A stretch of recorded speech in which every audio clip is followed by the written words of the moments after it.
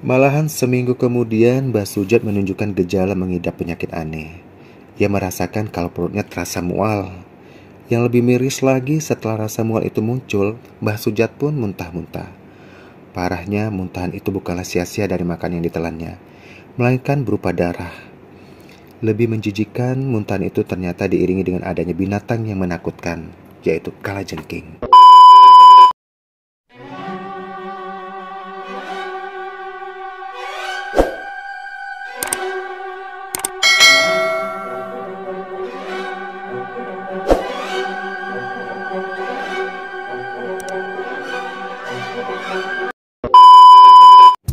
Oke guys, assalamualaikum warahmatullahi wabarakatuh. Jumpa lagi di Rio Ivanda Channel. Untuk kesempatan kali ini ada suatu kisah atau cerita nyata ya, sengaja kita samarkan. Dan juga untuk kalian, semoga cerita ini bisa mengandung pesan yang bisa kita ambil. Oke, jangan kemana-mana, tetaplah terus di sini Rio Ivanda Channel. Check it out. Lelaki tua itu yang oleh penduduk kampung dikenal dengan nama Mbah Sujat, pada akhir hayatnya harus menerima kenyataan hidup yang menyedihkan. Sebab, limpahan harta kekayaan yang dimilikinya ternyata tidak bisa menolong derita dan penyakit yang ditanggungnya.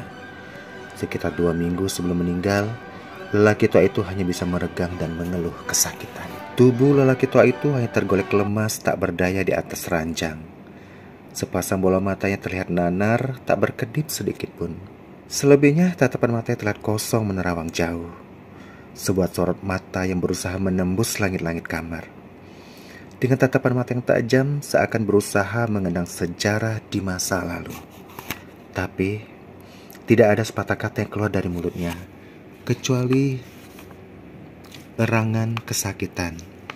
Juga jeritan yang tidak jelas akibat menanggung derita yang tidak terperikan setelah kelaminnya bengkak dan membesar. Aduh, keluhnya setiap kali gesekan kedua pahanya menyentuh kelaminnya. Entah apa yang derita Mbah Sujat di usia senjanya, dokter yang sempat diundang ke rumahnya setelah memeriksanya tak bisa memastikan penyakit apa yang sedang dideritanya. Sang dokter hanya memberikan keterangan bahwa penyakit itu bukanlah hernia. Kemaluannya membesar tanpa sebab, bukan karena hernia, tapi memang besar sehingga membuat dia sulit berjalan.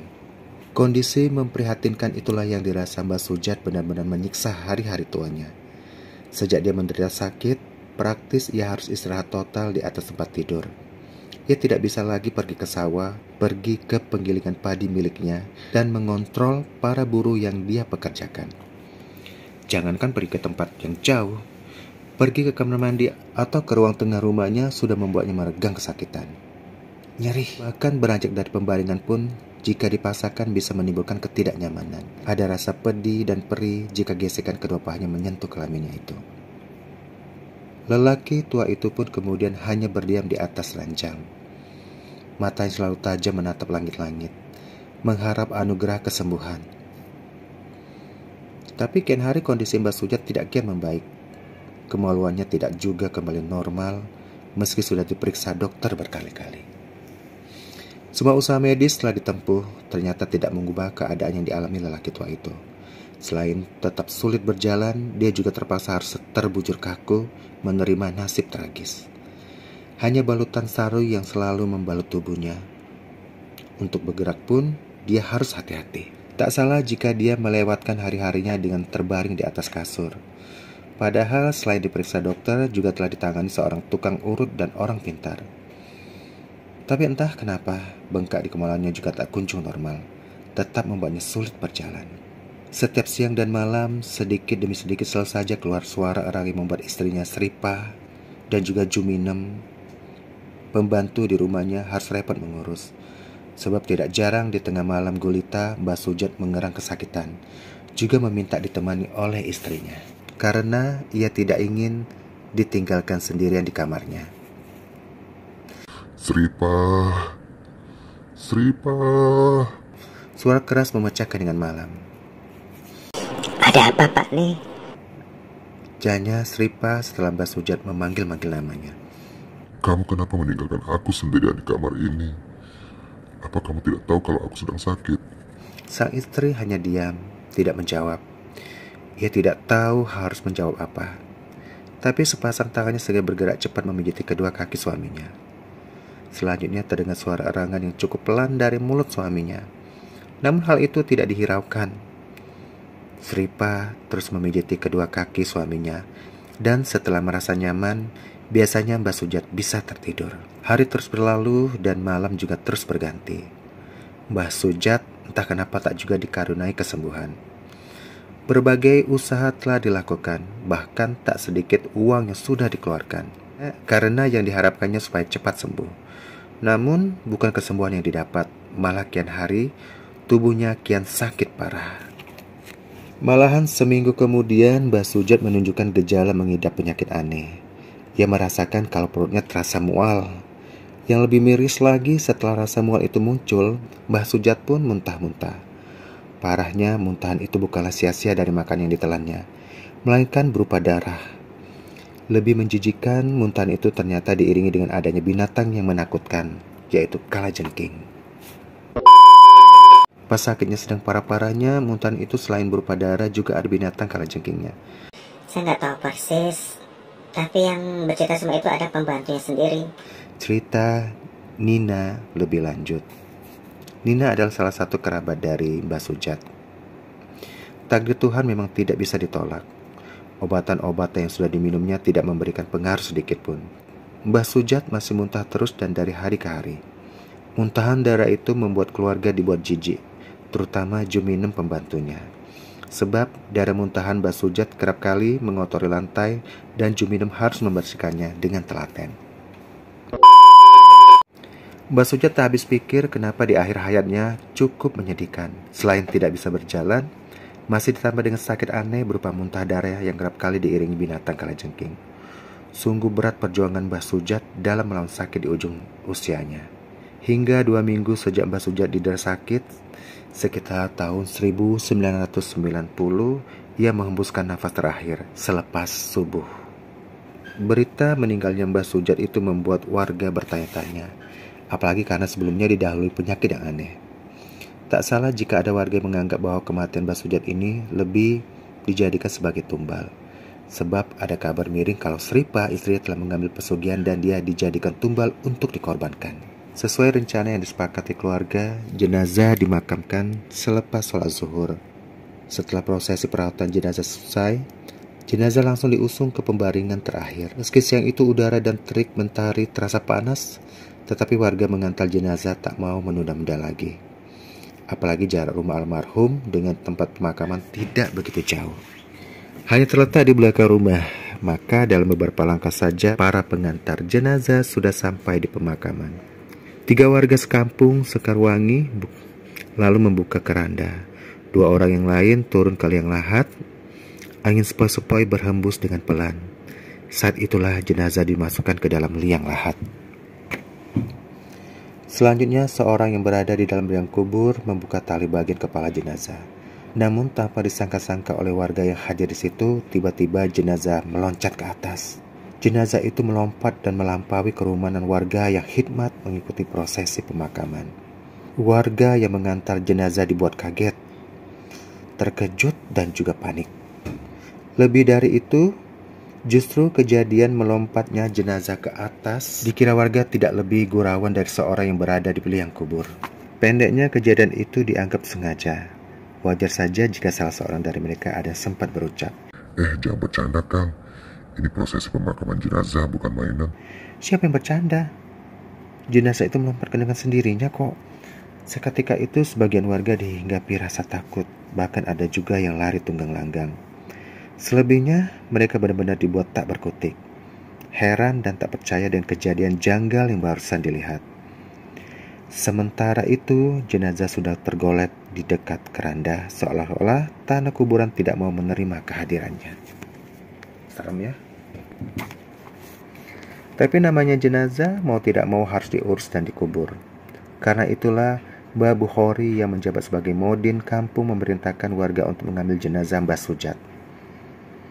Jenazah itu pun kemudian dimasukkan ke dalam liang kubur. Anehnya, kejadian serupa terjadi lagi. Warga dibuat bingung setengah mati melihat kejadian itu terulang lagi.